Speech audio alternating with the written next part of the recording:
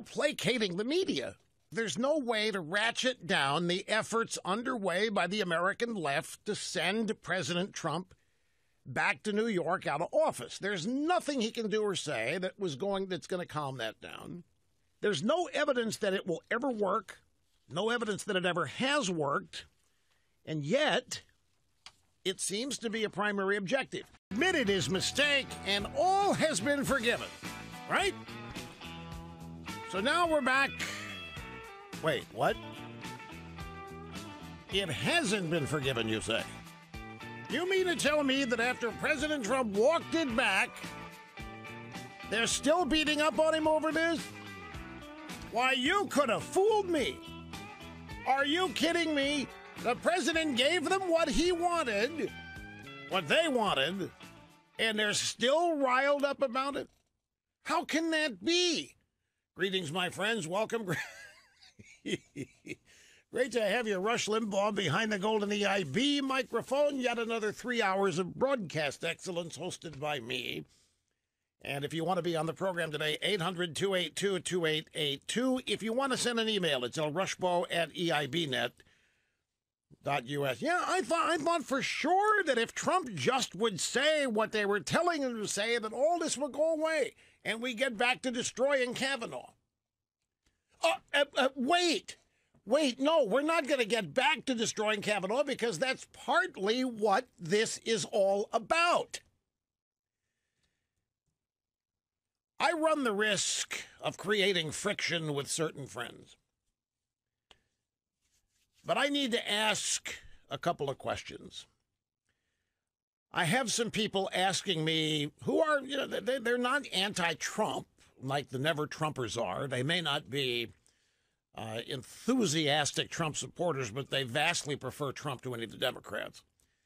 But they're still deeply troubled by what happened or didn't happen in Helsinki vis-a-vis Trump and Putin. And I guess the way to generalize the question I'm being asked is, why can't Trump just understand that he can bifurcate this? Why can't Trump just understand that he can go ahead and admit that the Russians meddled in the election and understand that that is not conceding that the Russians had anything to do with his victory? Why can't Trump admit that the Russians were actually trying to hurt Hillary because the Russians expected her to win? Nobody thought Trump was going to win. None of this was about Trump. Why can't he go ahead and admit that? So here's my question. Whom are we trying to placate in having Trump admit this? I mean, what's the objective? Is it the American people? By the way, Snopes, the fact-check site, this is how this propaganda spreads. Snopes has a page up. If the president is convicted of treason, does that mean we get to get rid of everybody in his administration? And the answer is, sadly, no. But, they're already up and running with this. But hang on, folks, it's not as bad as you think out there. There are still 2 or 3 different Americas, and the deep state part of America really doesn't have any idea what's happening in much of the rest of the country, as I will demo in mere moments. But no, seriously, who are we trying to placate? Or when I say we, who are we trying to calm down by having Trump just admit that the Russians meddled and that Putin was trying to hurt Hillary because he was trying to hurt who they thought was going to win? Why is it so important that Trump do this? Whom is this aimed at? Who are we trying to placate? Well, the answer seems obvious to me. The media. Now, some people might say, well, no, not just the media, Rush. You got half the Republican leadership's fit to be tied over this. Trump needs to calm down his own party. Something about this.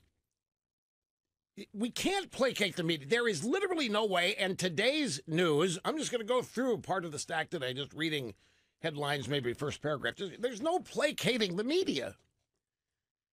There's no making this go away. There's no quote-unquote fixing this, because there's no way to ratchet down the efforts underway by the American left to send President Trump back to New York out of office. There's nothing he can do or say that's going to calm that down. So are we trying to placate Putin? Are we trying to placate world opinion? Are we trying to stave off World War III? What are we trying to do? What's the point here? And let me grab an audio soundbite, because there is, I think it's Fran Townsend. Let me find Fran Townsend. What number Fran Townsend is? Number 14, audio soundbite number 14. This is Fran Townsend. She's in the Bush administration, foreign policy, something or other. She was on CBS this morning with John Dickerson. Yeah, she's a counterterrorism advisor to George W. Bush. The question, you saw the president make his remarks yesterday. What do you believe he thinks about Russian interference in the election? And current Russian, see, current. Oh, folks, you won't, I've got, every sentence I utter reminds me of something I've got in the stack. I've got to be very disciplined here to stay focused. There's a gigantic piece on CNN today, on their website. Some guy has written a piece. He's just discovered the Russians have a gigantic bot program designed to cause American blacks to leave the Democrat Party. And it's the Russians. The Russians. And this guy's fit to be tied. He's assuring CNN readers it isn't going to work. But the Russians are out there trying to separate Latino voters and African-American voters from the Democrat Party. It's got a hashtag. Man, the Russians are just everywhere. The Russians are running America, if you didn't know any better. Anyway, here's Fran Townsend. Question, you saw the president make his remarks yesterday. What do you believe he thinks about Russian interference in the election, or current Russian interference? He conflates collusion with meddling and the effect on the election. These are three separate things. The Russians interfered in the 2016 election, and they continue meddling to this day. The intelligence community made no assessment of the effect of that meddling on the 2016 results, and Bob Mueller hasn't opined yet about collusion. And so these are separate things the president seems to conflate. The intelligence folks are in there for like 2 hours a day talking to him, so I'm quite sure that he's been briefed about it. It's hard to understand why he always hedges here. Fran Townsend worked for Bush, and as I say, I have to be very judicious about this, but this kind of thinking about the media, this kind of abject ignorance about the media, is why they were able to drive her boss's approval numbers down to the high 20s. I mean, I'm sorry, but I just have to say it. The president she worked for got knocked down to 27% approval. It was worth nothing but a solid 5 hours of reporting on CNN when it happened. And it's all rooted in thinking you can placate the media. It's all rooted in thinking that you can tame them. It's all rooted in thinking you can make them like you. Which seems to me to be a Republican obsession now and then. And there's no evidence that it will ever work, no evidence that it ever has worked, and yet it seems to be a primary objective. Now, I want to go back to June 20th, 2018. It's a story, not go back, but the story's today, but it's about past events. Michael Isikoff, chief investigative correspondent for Yahoo News, Obama cyber chief confirms stand-down order against Russian cyber attacks in summer of 2016. The Obama White House chief cyber official testified Wednesday that proposals he was developing to counter Russia's attack on the U.S. presidential election were put on a back burner, and he was ordered to stand down in his efforts in the summer of 2016. This is the Obama administration. They knew the Russians were hacking. They knew the Russians were engaging in cyber warfare. And the Obama White House chief cyber official testified that he was told to stand down. So Obama didn't do anything about the Russians. Obama was telling everybody the Russians could not hack the presidential election. Obama was telling people that it was too massive and widespread and intricate. It couldn't be done. But these comments by Michael Daniel, served as White House cybersecurity coordinator between 2012 and January of last year, provided his first public confirmation of a much-discussed passage in the book, Russian Roulette, the inside story of Putin's war on America and the election of Trump. It's co-written by Isikoff and David Korn. This was Senate Intelligence Committee hearing and testimony into how the Obama administration dealt with Russian cyber and information warfare attacks in 2016. The point is, where was the media? Where was the media all hopped up about what Putin was doing in 2016, what the Russians were doing? Obama's telling everybody, stand down, no big deal, don't worry about it. What did Obama know that we didn't know? Why did Obama want his own administration to stand down and not do anything? Could we maybe use the word treasonous? That Obama was willing to stand down and stand aside and let the Russians continue meddling and tampering and whatever? All of this that we're talking about happened before Trump was even president. All of this happened before Trump, in many cases, even became a candidate. A lot of it happened before Trump even won the Republican nomination. Somehow, all of this is Donald Trump's fault, not standing up to the Russians. And here are two left-wing socialist reporters, David Korn and Michael Isikoff, writing that Obama told his cybersecurity people to stand down in the face of Russian cyber attacks in 2016. Now, what can we infer from this? Did Obama think that the Russians were going to try to help Hillary and hurt Trump, and so he wanted everybody to stand aside to let that happen? Did Obama think that what the Russians were going to do was somehow going to benefit the Democrats, and so the objective was to stand aside and let it happen? Where was all the outrage back then? Where was all the outrage when Trump was just a candidate and Obama is the president and he's telling Dmitry Medvedev, you tell Vlad to be patient, I'll have more flexibility getting rid of nuclear weapons after I win re-election in 2012. Where's all this? It's nowhere. It's nowhere to be seen. We can't placate the media. Trump cannot dial back anything he's done. You know what the real irony of all this is? The real irony of all this is how hard and tough Donald Trump has been on Russia since he became president. Donald Trump is not a Vladimir Putin secret agent. He's not a pushover. He's not linguini-spined. He has basically read Theresa May the Riot Act. He read Angela Merkel the Riot Act for making a deal with Putin for strengthening Russia with a super-secret pipeline deal benefiting only Germany at the expense of other NATO nations. Donald Trump has been hell-bent on opposing Vladimir Putin in terms of deeds and actions.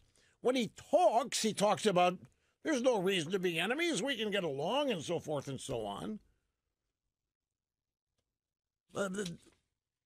Trump's actions, forget the words, Trump's actions dispel all of these lies about him selling out, about him valuing Putin's evidence over his own intelligence community's evidence.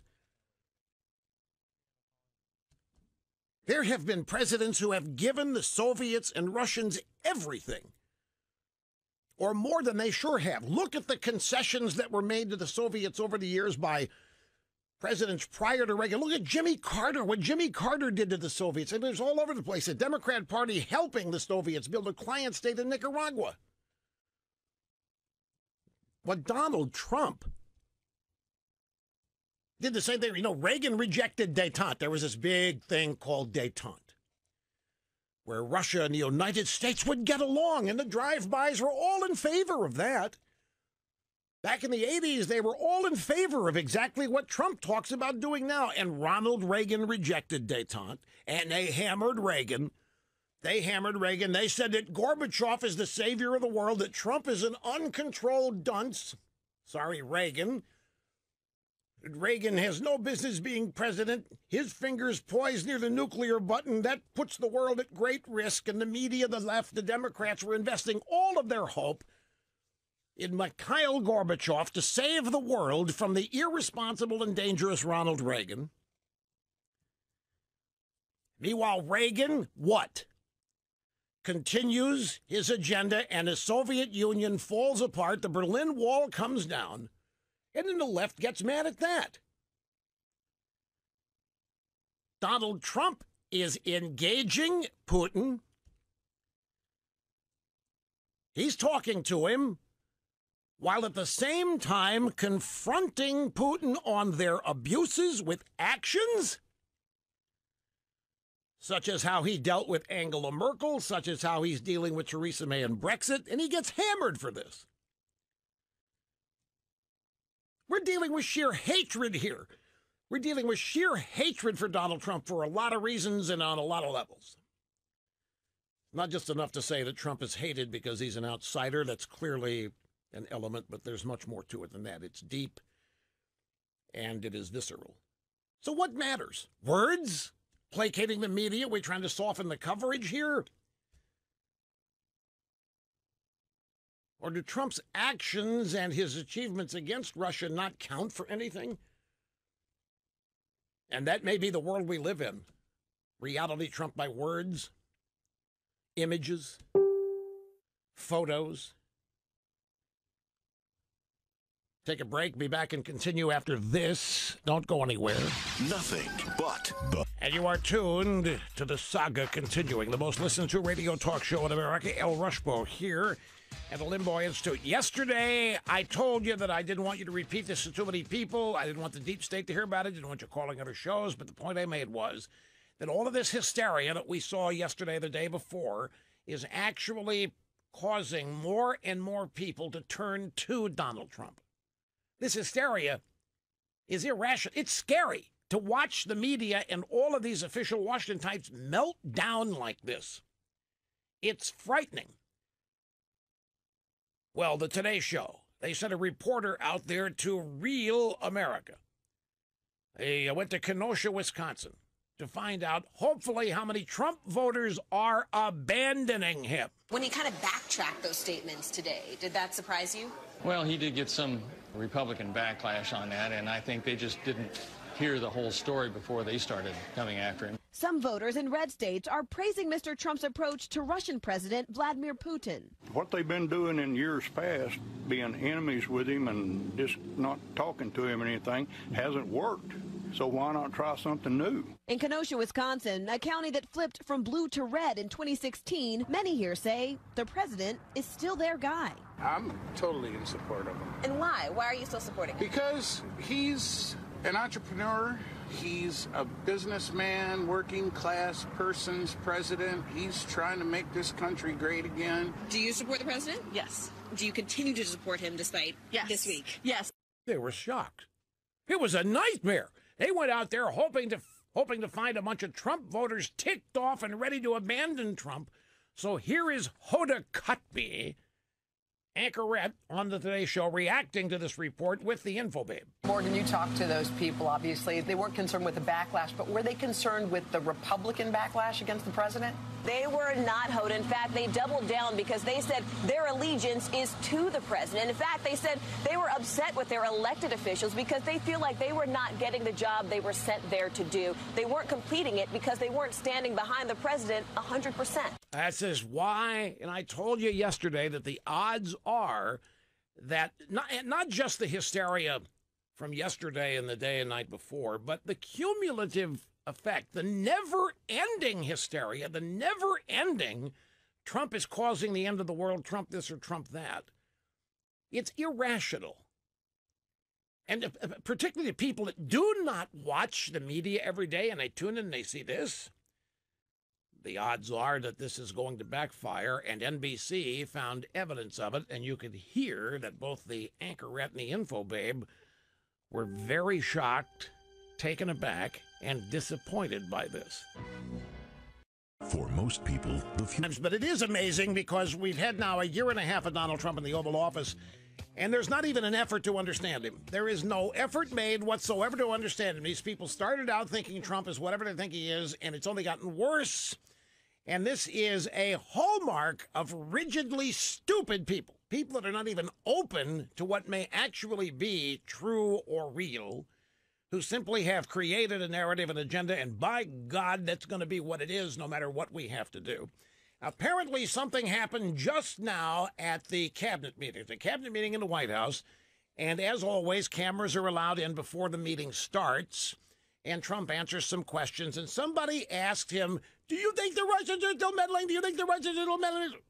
It's never ending. It's like a little bunch of babies in a romper room. Mr. President, Dad, is the Russians still meddling? The Russians going to take my milk duds? Are they going to take it away from me? The Russians going to kill us? Blah, blah, blah. Trump says, I don't know. I'm not sure. I don't think they are. The lid has blown again.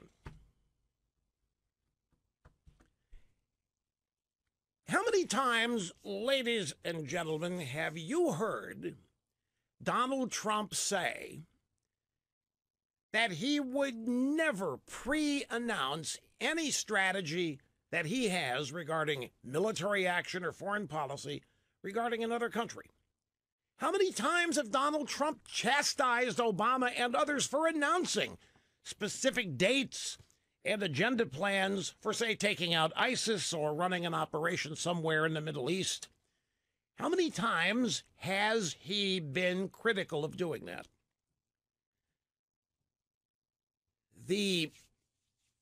We're back to the old saw. These people take Trump literally and refuse to understand that there may be an overall strategy for Trump, trying to say, the Russians aren't doing anything. Maybe he's got some idea of dealing with them by pretending that he doesn't think they're any kind of big threat. Who knows? But instead, look what the assumption is. The assumption, the ongoing, the default reaction to Donald Trump is what? That he's dumb, that he's stupid, that he's an idiot. No matter what he does, no matter what he says, no matter how much he achieves, we're looking at a 4% GDP for the second quarter, waiting on the numbers to come in. I've got other evidence of agenda success for the Trump administration. All of it's ignored. Trump's an idiot. Trump's stupid. Trump's a dunce. Trump is unsophisticated. The product of closed minds. Trump has written about his theories and philosophy, negotiation, and called The Art of the Deal. I don't think they've even bothered to read it. They certainly don't attempt to apply it. And in the process, who is it that looks dumb, stupid, closed-minded, rigid? It's all of his critics. Here's another story, just cleared. It's from thehill.com. It's by Liz Peek. It's an opinion piece. Headline, Trump is winning the trade war because China has more to lose. Now, this is another one of these stories where, don't tell everybody. Kind of keep this close to the vest, because once they figure this out, they're going to get even angrier. Don't look now, but there are numerous signs that President Trump is winning the trade war with the Chi-Coms, while the battle over tariffs and protecting intellectual property may eventually damage the U.S. economy. There are signs that China is already paying a price for its refusal to bend to Trump's demands. What does that tell you? Investors think China has more to lose than the U.S., and they are correct. Another indication that Beijing is feeling the heat is the officials there appear to be softening their bold Made in China 2025 campaign. The Financial Times reported that a propaganda directive leaked in late June ordered Chinese media to no longer refer to that term. Meanwhile, growth in China is cooling. In the second quarter, the economy grew at 6.7%. That's the slowest Chi-Com economic growth rate in 2 years. By contrast, the U.S. economic growth remains on the upswing, maybe heading to 4% GDP. The recent rise in retail sales, up 6.6% in June compared to last year, fuels continued optimism. So another dirty little secret here is that Trump may be prevailing in this so-called trade war with China, where everybody thought Trump was once again being stupid and dumb and actually inflicting economic pain on the very people that voted for him. Now, how smart would that be to do? How smart would it be for Trump to adopt policies that in the end are going to economically harm the people that voted for him, when he has openly said how many times that the exact opposite is his agenda? to create wealth, to make America great again, to make the world and U.S. a fair trading place or playing field. To think that Donald Trump would purposely damage and harm the people that voted for him, people in his base, and yes, that's what he's doing, according to these brilliant media analysts. Here's Molly Hemingway. Grab audio soundbite number 9. She's at the Federalist. This is last night's special report with Brett Baer. She is also echoing this idea that Trump is really being hard on Putin, really being difficult with Russia, has taken significant action against Russia while the rest of the media is obsessed with words and press conferences and placating this or that group of people. Here's what she said. I don't quite know what people want. Like, he actually is pretty tough on Russia. And in the last couple of years, we've seen an increase in the military budget. We've seen an increase in the intelligence budget. We're doing NATO exercises in the Baltics. We've provided lethal aid to Ukraine and Georgia. We're developing low-yield nuclear weapons. He implemented sanctions that were even stronger than were required by congressional mandate. So if you care about actual actions, I think there's a lot to be happy about in terms of a tough posture toward Russia. People are obsessed about words, and they should maybe focus on the actions as well. Well, but they can't focus on the actions because their Trump looks good. Trump is achieving many things, and he's really being hard toward Putin and hard toward Russia. And the sanctions that she mentioned, she's right. They are much more severe than what were even called for. But because of a press conference where Trump said this or that, and again, we don't know what Trump's strategy in some of these things are. We get this cacophony. He's got to backtrack. He's got to admit that they meddled. He's got to. He can do that without indicting himself. He can do that without them pressing collusion. He cannot. Mueller may have given up on collusion in this indictment that came down Friday. Still not sure about that, but I can tell you this, the drive-bys haven't given up on it. They've not given up on proving collusion. And man, would they love Trump to say anything that acknowledged that it might have happened. They'd be off to the races with it. I'll tell you something else. I alluded to this in the previous half hour. I even made the point yesterday. If you noticed who we can't find on any newscaster, the front page of any newspaper, name is Brett Kavanaugh. Well, guess who's back in the news today? Brett Kavanaugh from thehill.com. They have a poll. They have a magical brand new poll. Guess what it says? Americans more divided on Trump's Supreme Court pick than any other since Robert Bork. Oh, yeah. The American people, they're really lining up against Kavanaugh. They don't want Kavanaugh there as opposed to Kavanaugh as they were to Robert Bork. Are you kidding me? Make no mistake, this mass hysteria about Trump's comments, it's not just aimed at getting Trump. It's aimed at stopping Kavanaugh. It's aimed at stopping and thwarting every element or as many elements of the Trump agenda as they can. And so once again, we're faced with the media trying to tell themselves that they can do it again. They got Bork, they got Nixon, they can get Trump, and they can get Kavanaugh. And all they want is a little help from Trump.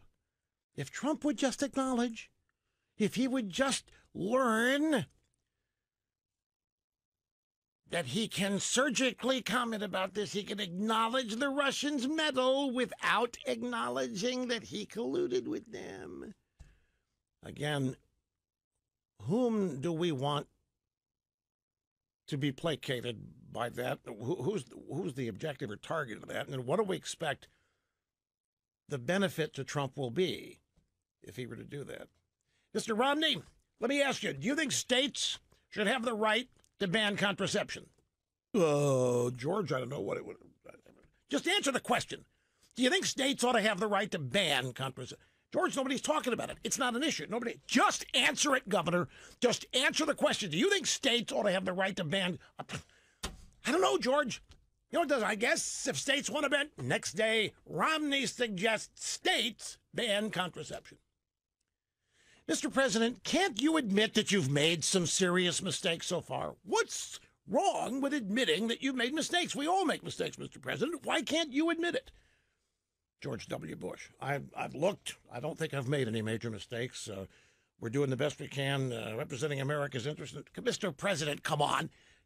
Everybody makes mistakes. You know you've made mistakes. Why can't you admit your mistakes? Well, I don't think there are any mistakes. This went on for 45 minutes. And in that instance, Bush wisely never admitted that he'd made mistakes, because had he, President admits he's not qualified. President admits the job is over his head. President admits numerous mistakes in White House presser last night. President Trump admits Russia affected outcome of 2016 election may have colluded with members of Trump campaign. President said so yesterday at a press conference with Vladimir Putin, but that's what they want. I have to take another break. We'll get started on the phones when we get back. Don't go away. How does he squeeze? Potatoes, Rush. Gosh, I've wanted to say that for a long time. Well, thank you. Hey, I've got an idea here. They hate Trump. You're absolutely right. I mean, they're discombobulated with their visceral hatred of him, everything. And I think this, and I'm going, wow, how can you hate someone so much? There's got to be something behind it. And I think it's fear. They fear Donald Trump. They don't understand him. They thought they did. They thought he was this dunce that they could just get rid of, and he blew by them. They thought he'd never get elected. He blew by everybody else. He got elected. They thought they could take him out. They keep throwing things at him, hoping it'll stick, and nothing does. And it's totally discombobulated them, all the way from the Democrats up there in the top, all the way down through the mainstream media into everybody, and they're showing it now. It's embarrassing, it's irritating, and it's annoying. Well, you have a good point. Yesterday on the program, I decided to take a different tack with all of this hysteria and answer the question, what explains this? It's certainly not that Trump appeared to sell out our intel people to Putin. That wouldn't do it. These people don't have any particular affinity for the intel people, except for now. They are sources, but these people, for the most part, have hated intelligence people. They've hated clandestine services. They've despised them. That's been the history of the media relationship with intelligence people. And by the way, if I wanted to, I could go to Google and I could produce a list 5 pages long of intel community failures since 2001. But we're being told the intelligence community is above and beyond reproach, and they never make mistakes, and they are untouchable. You can't talk about them. When did that start, by the way? Your question, this hatred is so unnatural. They need an outlet to express it every day. They need to let everybody know just how much they hate Trump. So your question, why? And I've heard a lot of people say that they think it's fear. And it may be, I'm not a trained shrink or psychiatrist. I do have a fairly decent adeptness at analyzing the psychological reactions that people have to certain things, particularly people on the left. There may be some fear, but I think if it is fear, it's other things too. It's, for example, it's not just enough to say that Trump is hated because he's an outsider. I think it's multi-layered. You look at the Access Hollywood video. There is not a politician in the Republican Party who could survive that. Not a one. Donald Trump did, and it didn't even hurt him. Now, that could engender fear. That could make them, my gosh, there's nothing we can do. That's going to hurt them. There's nothing we can do to get rid of the guy. But I think it's multifaceted. It is that he's an outsider.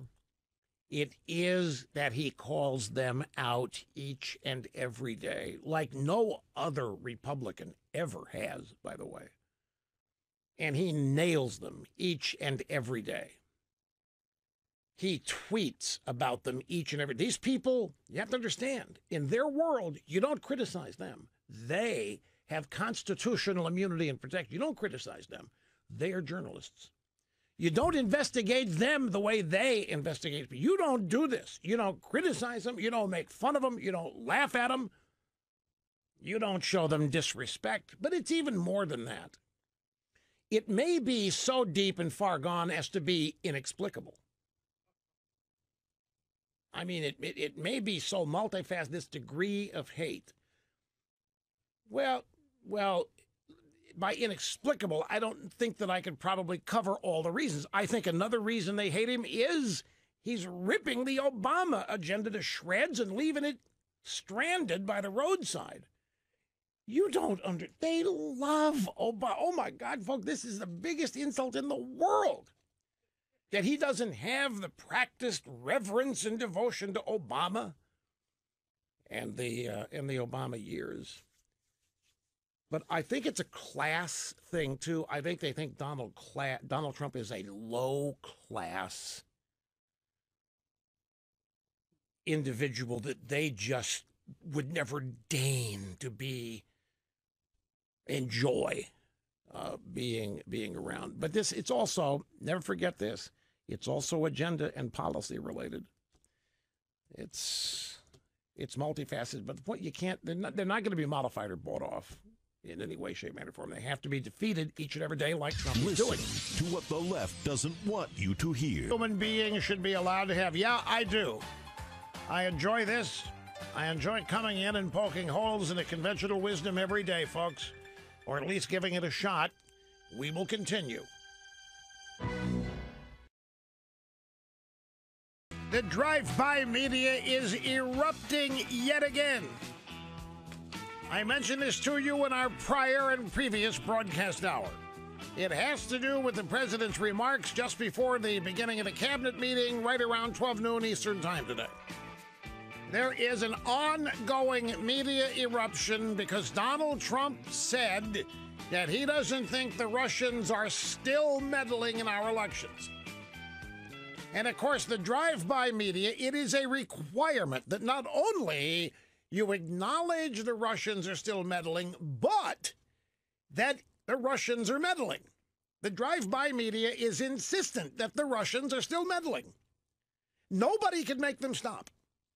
Nobody can cause them to stop doing it. Obama couldn't, and therefore it couldn't be done. So in the drive-by media world, the Russians are always meddling. And why is this? Why is this eruption taking place today? They're going crazy over Trump saying that Russia is no longer targeting the U.S. for two reasons. Number one, they don't want to believe it because they want to keep the Russian meddling in our elections story alive, at least through the midterms, so they can blame the Russians if there isn't any blue wave. And in fact, CNN's already laid the groundwork for the fact that the Russians are meddling and are trying with a hashtag campaign on Twitter to cause African Americans to abandon the Democrat Party.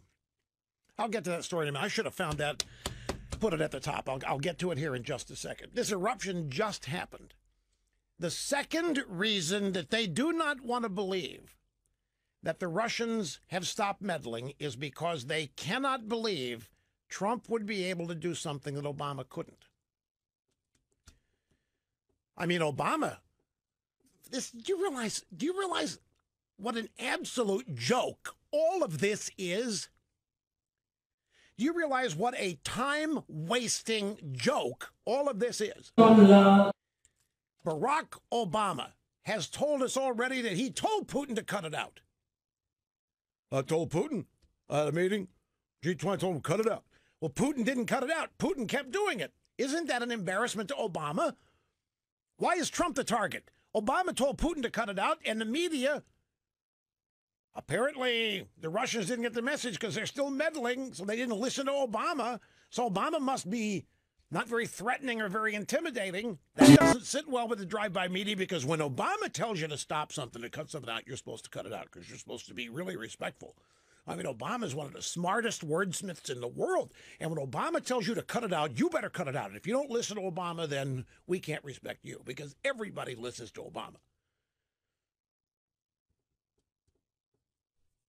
I mean, this is ridiculous. Every aspect of this, Russian meddling took place. The Democrat National Committee server, it took place with Hillary Clinton and her campaign colluding with Russians on a phony dossier. And we are still caught up in, will Trump admit the Russians are meddling? And if he won't, that's treason, and we must throw him out of office. Where are you, Republicans? Your president is committing treason. He is a traitor. He will not admit the Russians are meddling. Well, now, wait a minute. Barack Obama told his own cyber chief to stand down in 2016. I have to remind you of this again. It's in a book by two leftist journalists, Michael Isikoff and David Korn. The Obama White House cyber expert, the chief cyber expert, testified that proposals he was developing to counter Russia's attack on the U.S. presidential election were put on a back burner.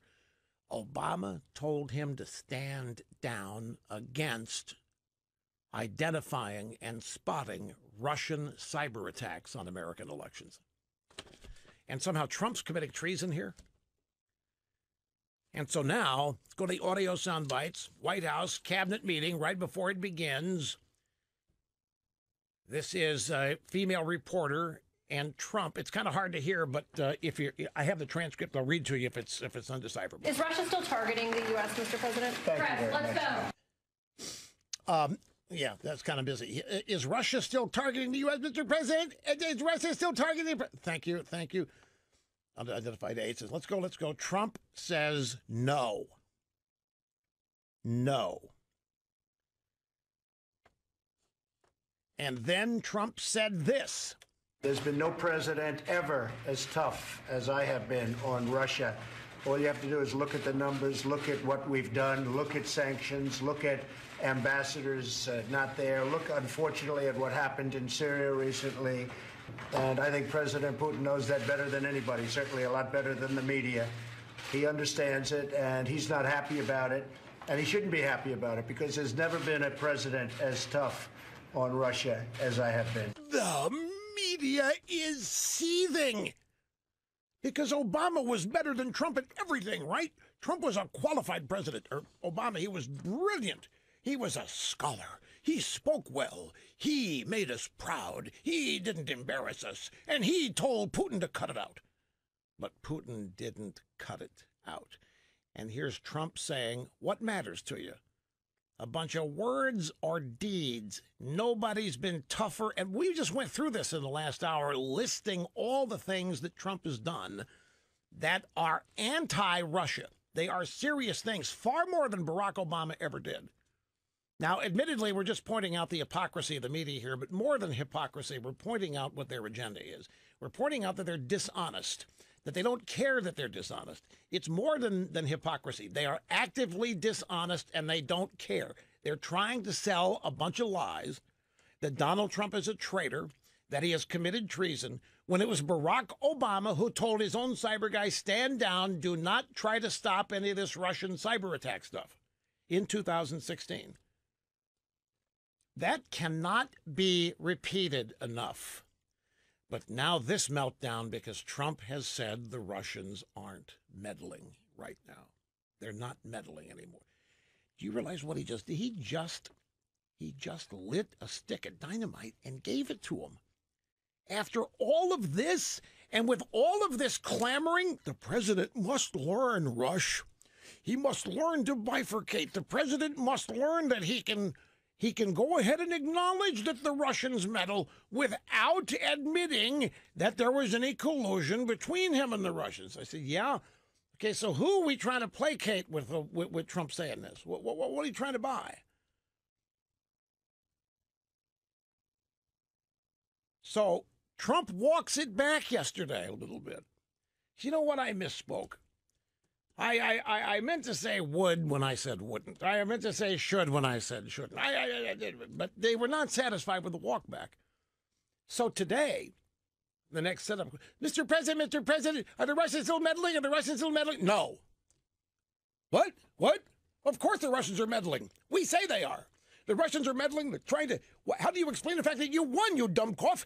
You couldn't have won if the Russians weren't meddling. The Russians are meddling. So they want to keep this whole story alive, especially since Mueller appears to have dropped the collusion angle.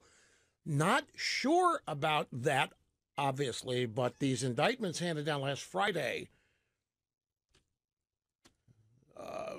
and by the way, Trump asked for those indictments to be dropped before he went on his NATO and Helsinki trip.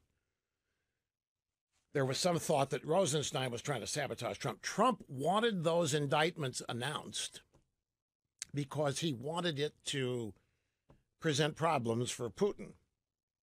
But I think he also, I don't think that's why Trump wanted Rosenstein to announce it. I think it's not complicated at all. Trump wanted those indictments announced and made public because there's nothing in those indictments about collusion. There's nothing in those indictments that Trump cheated. There's nothing in those. In fact, Rosenstein goes so far as to say these indictments, these defendants did not affect one vote. They did not affect the outcome of any election. That's what Trump wanted out there, and Rosenstein put it out there. And that blows up the entire year-and-a-half effort the media has engaged in to get Trump on the basis that his election's invalid because he cheated with Putin. He wanted those indictments announced, not to put pressure on Putin, because that's his job. He wanted those indictments announced because there's no collusion in them. And you see, the media won't accept it. The media will not accept Mueller has found no collusion. They're still trying to make it appear that collusion is still happening. It's still there. And Trump is defiant in his refusal to acknowledge this and admit it. So the media is blowing up. I'm just going to tell you again why. They need Russian meddling to explain why they don't win the House in November. If they don't, if the blue wave doesn't happen, they need Russian meddling as an excuse. They need Russian meddling as an ongoing reality to explain why Trump got elected. He can never be legitimized. Donald Trump will never be humanized. He'll never be legitimized in the drive-by media. The fact that the Russians colluded with Trump or his campaign is going to be a story for as long as Trump is president. Doesn't matter how long that is. If he serves 2 terms, this story is going to be front and center for the entirety. Whatever else they come up with, it will always be. It'll always be the reference. Donald Trump, whose election was tainted with the possibility of collusion with the Russians, said today that Donald Trump, commenting on the U.S. growth rate of 6%, whose election in 2016 was always clouded by his potential collusion with Vladimir Putin, said today that he doesn't believe that Democrats should go extinct as a party. We'll always need to keep 1 or 2 of them around so that we never forget who they were, no matter what happens. They're never going to let it go. Trump can't buy them off. He can't placate them. He can't mollify them. CNN reporter, this is after they played video of Trump at the cabinet meeting. We have Phil Mattingly and Nia Malika Henderson. The thing that I'm always struck by is people are like, well, pay attention to the actions, not what he says. When you're working in the world of international diplomacy, what you say, and particularly where you say it, on a forum or in a format where you're standing next to the Russian president, historically matters. See that? So CNN is telling their doom-cough viewers that the actions that Trump takes don't matter. Not when you're talking foreign policy. No, no, no. When you're talking foreign policy, when you're talking international diplomacy, the words are all that matters. Where you say them, how you say them, where you were when you said them. The actions don't count for diddly squat. It's the words that matter. Not in Trump's world, and that's what they don't get. Not in Trump's world. So how many of you think Trump has guts now? Mr. President, the Russians are still meddling. How easy would it have been to say, oh, sure, my intel people say they're still trying, but believe me, We got their number. They're not going to get anywhere, but yeah, they're still How easy would it have been to say that? He didn't say it. Mr. President, are the Russians still meddling? No. Oh my God, he said the Russians are not meddling. Wolf, did you hear what he said? Wolf, oh my God. John, did you hear what he said? What are we going to do? He says they're not meddling. Oh my God, oh no. We redesigned the Rush app that is the companion to the website.